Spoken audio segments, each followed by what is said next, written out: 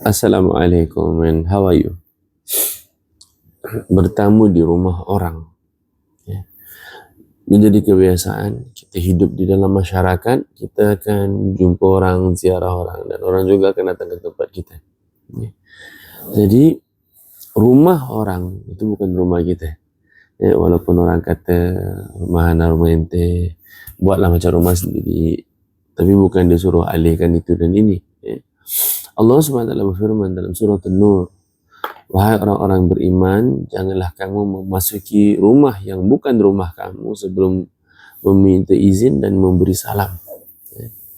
Jadi bila mana kita nak masuk ke rumah orang, jangan masuk selagi mana tak minta izin dan selagi tak memberi salam. Itu juga kalau rumah itu rumah kita sendiri, ya, rumah kita, tapi ya ada anak kita, ada isteri kita, sebaiknya bila sebelum masuk rumah tu Assalamualaikum dulu, ya, bukan main nerobos gitu saja.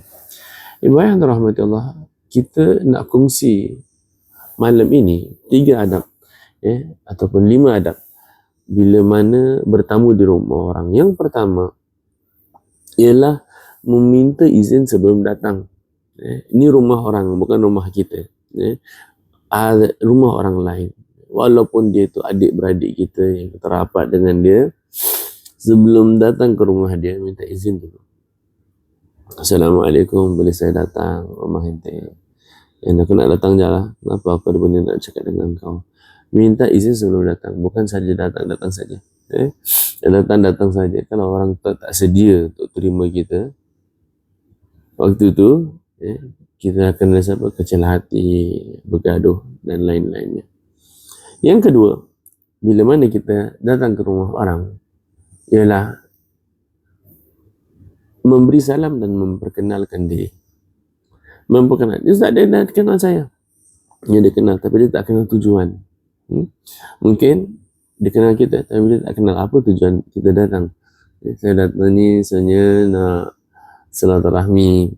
Ada tujuan, ya, ada tujuannya. Nombor 3 ialah kita menunggu dengan sopan. Jadi bila kita pergi ke rumah orang, ini pengalaman yang kita dapat bagus daripada jemaah tabligh dulu waktu kita keluar jemaah. So if this is the door and this is you, this is the door of the house and this is you, bila you bagi salam, Assalamualaikum, you should not look inside the house. In fact, you should stand beside the door, or after you give salam, you tengok belakang, meaning that your back is at belakangkan rumah tersebut. Kenapa? Kerana belakang tu adalah aib orang, aib aurat dia. Jadi tanya, Assalamualaikum, saya datang ni nak tamu, boleh ke? Sila masuk. Waktu tu lah baru kita pusingkan muka, baru kita boleh masuk dalam rumah. Selama tu jangan aib rumah. Dia macam mencuri di rumah orang, mencuri. Saya tak ada apa, saya cuma nak ambil idea pun nak curi juga tau.